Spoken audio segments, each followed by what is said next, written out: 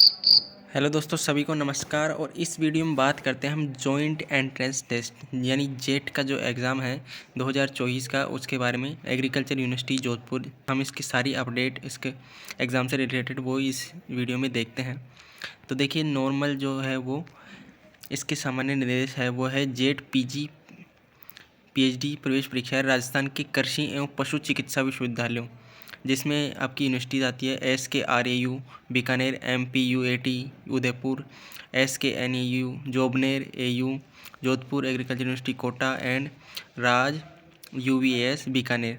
और private university जो agriculture subject provide करती है राजस्थान स्टेट के अंदर।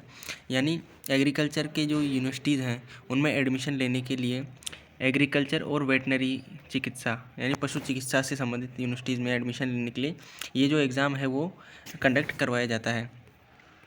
अब इसमें देखिए 3 चीज़ें दे रखी है कि जेट, प्री पीजी और पीएचडी। तो हम सिर्फ बात करेंगे या फिर जेट के एग्ज़ाम के बारे में। तो एप्लीकेशन फ़ीस यहाँ पे रखी गई है 1600 रुपये, है ना। उसके लिए for the all eligible candidate those from outside Rajasthan except candidate belong to SC/ST, यानी 1600 रुपये बाहर के लोगों के लिए जो राजस्थान से बाहर के हैं। और 1300 रुपये फॉर कैंडिडेट ऑफ SC/ST और 40% अबव डिसेबिलिटी ऑफ राजस्थान के लोगों के लिए 1300 रुपये। एप्लीकेशन फॉर्म इस सबमिट ऑनलाइन सबमिट होगी और नॉन रिफंडेबल होगी और नॉन एडजस्टेबल और ट्रांसफरेबल होगी। करेक्शन इन एप्लीकेशन फॉर्म के बारे में बताया गया है कि आप अगर कोई गलती हो जाए तो उसमें कैसे करेक्शन कर सकते हैं। उसमें बिफोर सबमिशन द ऑनलाइन, मतलब आपको सबमिशन करने से पहले अपने ऑनलाइन फॉर्म को आप करेक्शन कर सकते हैं। No correction will be accepted after the submission of online application fee, यानी फ़ीस सबमिट करने के बाद में आपका कोई भी एप्लीकेशन फॉर्म है वो सबमिट नहीं होगा। और अगर आप लोग प्री पीजी और पीएचडी के लिए भी ये वीडियो देख रहे हैं तो आप अपनी डिटेल्स देख सकते हैं, क्योंकि आप अगर पीजी करने जा रहे हैं तो आप बहुत एलिजिबल हैं, बहुत ही सक्षम हैं। तो अपने आप ये जो क्वालिफ़िकेशन है वो आप देख सकते हैं अपने आप। इसके बाद एलिजिबिलिटी क्राइटेरिया क्या होता है कि 10+2 बोर्ड से आपने, राजस्थान बोर्ड से और अदर बोर्ड से आपने एग्रीकल्चर स्ट्रीम में आप में पास की हो, 12th बोर्ड। एग्रीकल्चर जिसमें आपका सब्जेक्ट हो बायोलॉजी, केमिस्ट्री, फिजिक्स, मैथमेटिक्स, ये सब आपका कॉम्बिनेशन रह सकता है। और बीटेक डेयरी टेक्नोलॉजी और बीटेक फूड टेक्नोलॉजी में एडमिशन लेने के लिए आपके पास फिजिक्स, केमिस्ट्री और मैथमेटिक्स होनी चाहिए 10+2 लेवल में। और एटलीस्ट उस कैंडिडेट के 50% मार्क्स होने चाहिए अपने 10+2 में, यानी 50% मार्क्स। और SC/ST के लिए इसमें भी छूट दी गई है। और जो आर्ट्स स्ट्रीम के जो बच्चे हैं और कॉमर्स स्ट्रीम के जो बच्चे हैं वो जेट एग्ज़ाम के लिए एलिजिबल नहीं है। यानी आपके पास physics, chemistry, math, biology, agriculture ये सभी सब्जेक्ट है तो आप जेट के लिए एलिजिबल हैं। साइंस मैथ वाले बीटेक वाले कोर्स में अप्लाई कर सकते हैं, और बायोलॉजी वाले और एग्रीकल्चर वाले जेट का फॉर्म भर सकते हैं, ठीक है। इसके बाद एज लिमिट का क्राइटेरिया है, मिनिमम एज लिमिट आपकी 16 ईयर है ना। और मैक्सिमम एज लिमिट आपकी 25 ईयर है। तो इस उम्र के बीच में आप सभी नॉर्मल बच्चे जो होते हैं वो होते हैं 11th-12th में, तो आप उसके लिए एग्ज़ाम दे सकते हैं। डोमिसाइल सर्टिफिकेट देखिए कि राजस्थान के लोगों के लिए है, ठीक है, तो आपको डोमिसाइल सर्टिफिकेट चाहिए होगा। इसके बाद रिजर्वेशन सीट, जो रिजर्वेशन रहता है 40% बेंचमार्क डिसेबिलिटी और एनेक्सचर 1 दे रखा है, यानी वहीं जो 2-3 सीटें कैटेगरी की रहती है और दूसरी कैटेगरी की सीटें रहती हैं, ठीक है। तो वो यूनिवर्सिटी के हिसाब से आपकी सीटें जितनी होती हैं वहाँ पे उस हिसाब से आपके रिजर्वेशन को वो कर लिया जाता है। अब देख लीजिए शेड्यूल क्या रहेगा।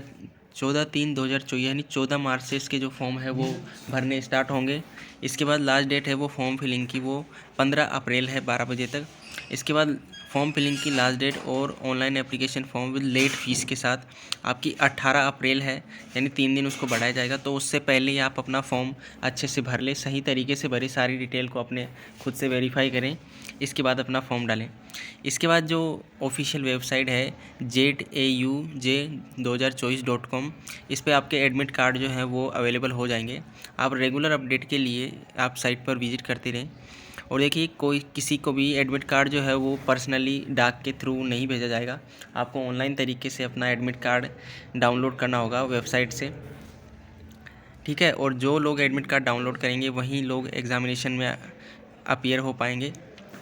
इसके बाद एग्ज़ाम स्कीम की आप बात करें तो इसके अंदर आपके देख लीजिए agriculture, horticulture, forestry, fisheries, food nutrition and dietetics, community science में अटेम्प्ट 3 सब्जेक्ट ऑफ 10+2, यानी ये सभी सब्जेक्ट जो आपके वो रहेंगे। थ्रू वुड भी सिंगल क्वेश्चन पेपर रहेगा आपका सभी जो कैंडिडेट है उनके लिए। और डिफरेंट डिग्री प्रोग्राम, यानी जो ये प्रोग्राम मैंने आपको बताए इन सभी के लिए आपका सिर्फ सिंगल पेपर रहेगा। डेयरी टेक्नोलॉजी, फूड टेक्नोलॉजी के लिए आपके एडमिशन के लिए आपके पास फिजिक्स, केमिस्ट्री और मैथमेटिक्स होनी चाहिए, यानी एग्रीकल्चर वाले बच्चे ये इस कोर्स में एडमिशन नहीं ले पाएंगे। क्वेश्चन पेपर का जो बुकलेट होगा वो 5 सब्जेक्ट का होगा, जिसमें आपकी एग्रीकल्चर, बायोलॉजी, केमिस्ट्री, मैथमेटिक्स और फिजिक्स होगी। उसमें हर सब्जेक्ट के आपको 40 क्वेश्चन देखने को मिलेंगे, ठीक है। इसके अलावा आपके पास इसमें 5 ऑप्शन रहेंगे, यानी पहले क्या होता था कि इससे 4 ही ऑप्शन आते थे, लेकिन अब इसमें आपके 5 ऑप्शन होंगे जिसमें आपको इसके बाद आपको अगर आप कोई भी क्वेश्चन को टिक करते हैं तो आपको ABCD मार्क करना होगा, ठीक है। और अगर आप किसी भी क्वेश्चन का आंसर नहीं देना चाहते तो उसको खाली नहीं छोड़ना होगा, आपको जो लास्ट वाला टिक है ई ऑप्शन ABCD और ई वाला जो 5वां होगा वो क्लिक करना पड़ेगा, ठीक है। इसके बाद एंट्रेंस एग्ज़ाम का शेड्यूल जो रहेगा वो 11 बजे से आपके 1:10 तक आपका जो एग्ज़ाम होगा, यानी 11 से 12, 12 से 1, 2 घंटे 10 मिनट का ये एग्ज़ाम होगा। जून 2 को ये एग्ज़ाम होगा राजस्थान की डिफरेंट सिटीज़ में। जो रिपोर्टिंग टाइम जो रहेगा वो 9:30 बजे से 10:30 के बीच रहेगा। आपको लेट नहीं होना है, आपके एग्ज़ाम में सही टाइम से जाना है, अच्छी बस पकड़ के, ठीक है। और एग्ज़ाम के दिन आपके डोर क्लोज़ हो जाएंगे 9:30 बजे और एग्ज़ाम स्टार्ट आपका मतलब टाइम 10:30 बजे आपको वहाँ पे एंट्री मिल जाएगी, तो आपको 9:30 बजे से वहाँ पहले वहाँ पहुँच जाना है, ठीक है। इसके बाद रिज़ल्ट आपका जो है वो 19 जून को जारी कर दिया जाएगा। ये बहुत अच्छी बात है कि इन्होंने रिज़ल्ट भी पहले ही बता रखा है। इसके बाद आपका स्टार्ट होगा काउंसलिंग प्रोसेस। काउंसलिंग प्रोसेस में आपको बताया गया है कि आपके जो कैंडिडेट नेगेटिव में मार्क्स लाएंगे, यानी किसी ने मान लीजिए पूरे अटैम्प्ट करे क्वेश्चन और उसके नेगेटिव में मार्क्स आए तो वो और 0 मार्क्स आए तो वो एलिजिबल नहीं है काउंसलिंग के लिए, ये आपको ध्यान रखना है। इसके बाद आपको ऑनलाइन एप्लीकेशन फॉर्म फिल करना होगा जिसमें आपको 5,000 रुपये इसके साथ बैंक चार्ज अगर कोई लगता है तो वो आपको फिल करेंगे। If candidate is allotted any college then candidate pay attend has to pay the accepted fees of ₹12,000। अगर कोई कैंडिडेट को सीट अलॉट होती है तो फिर उसको 1,200 रुपये उसकी एक्सेप्टेंस फ़ीस भी भरनी पड़ेगी कि हाँ मैं इसमें एडमिशन ले रहा हूँ। इसके बाद आपको out of the total fees of 6,200, यानी 5,000 रुपये आपने काउंसलिंग के लिए भरे, 1,200 रुपये आपने कॉलेज उसके लिए भरे। इसके बाद आपको ये फ़ीस होगी आपकी 6,200 रुपये। इसके बाद आपकी और 5,000 रुपये आपको फिर से फीस भरनी पड़ेगी और 1,200 रुपये फिर से, जो कि नॉन रिफंडेबल होगी। ये भी आपकी जेट काउंसलिंग ऑफिस का, जेट का जो ऑफिस होगा काउंसलिंग का, उसमें आपको जमा करेंगे। In case of not depositing remaining fees in reporting in college on prescribe date on not accepting allocated college fortified. अगर आपने मतलब फ़ीस भर दी है ना 5,000 रुपये काउंसलिंग के लिए और 1,200 रुपये, तो उसके बाद आपकी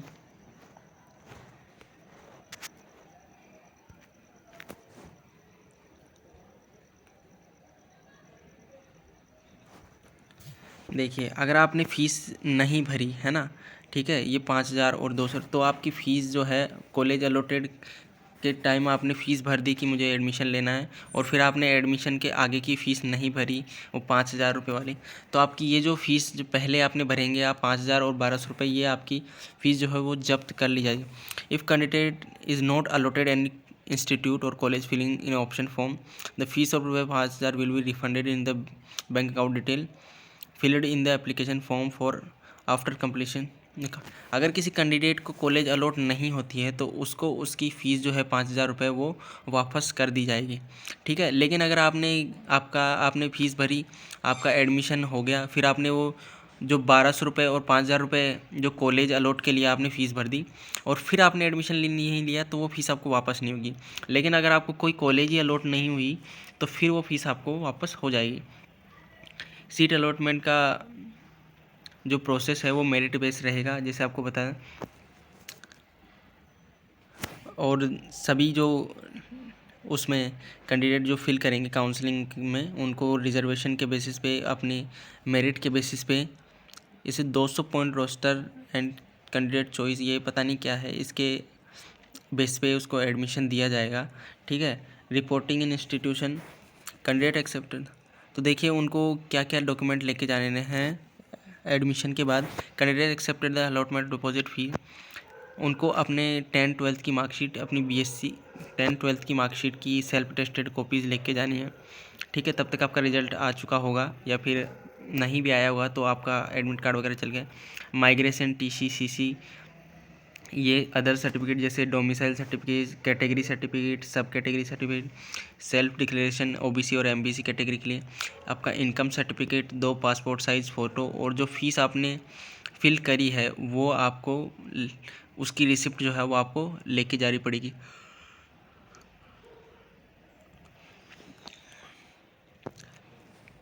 देखिए, अगर आपने कॉलेज भर दी और आपका कोई डॉक्यूमेंट भी अगर रह जाता है उस टाइम पे, यानी देखिए जब आपका रिजल्ट आ जाएगा और उसके बाद भी आपका कोई डॉक्यूमेंट रह जाता है, आपके डॉक्यूमेंट नहीं लेके जाए, तो आपने जो वो फ़ीस भरी है वो भी फिर से जब्त कर ली जाएगी। देखिए, काफ़ी फ़ीस को लेके काफ़ी सतर्क हैं ये लोग, इन्होंने काफ़ी स्ट्रिक्ट रूल बना रखे हैं। देखिए, रिपोर्टिंग टाइम, जब आपका कॉलेज में एडमिशन हो जाएगा सब कुछ, तब आप कॉलेज में एक बार डॉक्यूमेंट वेरीफाई कराएंगे, तो उस टाइम पे आपको कौन कौन से डॉक्यूमेंट लेके जाने हैं। आपकी सेकेंडरी की मार्कशीट, 10th क्लास की, 12th क्लास की, है ना। आप यूजी में एडमिशन ले रहे हैं तो 12th की, बीएससी की, मतलब पीजी में एडमिशन ले रहे हैं तो आपकी बीएससी एमएससी के वो सब आपको नहीं चाहिए। मैं अभी जेट की बात कर रहा हूँ। आपका category certificate, migration, TC, character certificate, CC, ठीक है। और अगर आप हैंडीकैप्ड हैं, यानी फिजिकली हैंडीकैप्ड हैं, स्पेशली एबल हैं, तो उसका सर्टिफिकेट, आपकी डेट ऑफ बर्थ सर्टिफिकेट, जो आपका आधार कार्ड होता है, या फिर आपके 10th की मार्कशीट, ठीक है। सेल्फ डिक्लेरेशन सर्टिफिकेट, जिसका फॉर्मेट जेट के उस पर पोर्टल पे अवेलेबल है। गैप सर्टिफिकेट अगर आपका है, domicile certificate, proof of domicile criteria, residential requirement, ये भी वही होता है। अगर अलग अलग जगह रह रहे हैं तो आपका आधार कार्ड ही चले जाएगा इसमें। आधार कार्ड, अंडरटेकिंग, मतलब रैगिंग आप नहीं करेंगे, उसका अंडरटेकिंग फॉर्मेट दिया होता है, गूगल पे मिल जाएगा। Passport size photo, seat allotment, list of online counselling, यानी ये सब जो काम होगा सीट अलॉटमेंट का वो ऑनलाइन होगा, तो उसका लेटर जो होगा वो आपको लेके जाना। आपने जो एप्लीकेशन फॉर्म भरा है वो admit card, score card, character certificate, और एक मोबाइल नंबर जिस पे OTP आए वेरिफिकेशन प्रोसेस के लिए, ठीक है। ये देखिए 9 मार्च को ये नोटिफिकेशन आया था। 14 मार्च से इसके जो एप्लीकेशन फॉर्म भरने जो है वो स्टार्ट है। लास्ट डेट इसकी 15 अप्रैल रहेगी। 18 अप्रैल इसकी लेट फीस के साथ रहेगी। 27 अप्रैल को इसके एडमिट कार्ड जारी हो जाएंगे। इसके बाद एंट्रेंस एग्ज़ाम के लिए मई, जनवरी, फरवरी, मार्च, अप्रैल, मई, जून, 2 जून को इसका एग्ज़ाम होगा। 7 जून को इसकी आंसर किया जाएगी, जिससे आपको पता लग जाएगा कि आपका स्कोर क्या रह रहा है। इसके बाद आपको 19 जून को इसके बाद आपको लास्ट डेट ऑब्जेक्शन, अगर आपको किसी क्वेश्चन में डाउट रहता है तो आप 10 जून तक इसका ऑब्जेक्शन डाल सकते हैं। इसके बाद 19 जून तक आपका रिजल्ट डिक्लेयर हो जाएगा। इसके बाद form main counselling process start होगा, वो जुलाई में होगा, 1 जुलाई से, ठीक है। उसके बाद आप अपनी फ़ीस डिपॉजिट करेंगे उसके काउंसलिंग के लिए। उसके बाद 16 जुलाई को आपकी फर्स्ट लिस्ट आ जाएगी, सेकंड लिस्ट, थर्ड लिस्ट, इस तरह से आपकी लिस्ट आती जाएंगी, ठीक है। तो 27 जुलाई तक आपकी थर्ड लिस्ट आएगी, उसकी फ़ीस जमा कराने की डेट दे रखी है। और फिर उसके बाद कुछ जगह होती हैं, जैसे कुछ बच्चों ने एडमिशन कैंसिल करवा दिया, सीट नहीं ली, उसके बाद अगर कोई सीट वैकेंट रह जाती है तो वो अगस्त में 8 अगस्त को उसका ऑनलाइन काउंसलिंग का वो जो है पोर्टल खुलेगा। उसके बाद वैसे ही आपकी फ़ीस जमा होगी, लिस्ट आएगी, फ़ीस जमा होगी, लिस्ट आएगी। इस तरह से ये जो पूरा है वो प्रोसेस रहेगा। अगर आपको जेट एग्ज़ाम से रिलेटेड कुछ भी डाउट हो, है ना, कुछ भी समझ में नहीं आ रहा हो, तो आप बेझिझक होके पूछ सकते हैं। और वीडियो को पूरा देखने के लिए थैंक यू।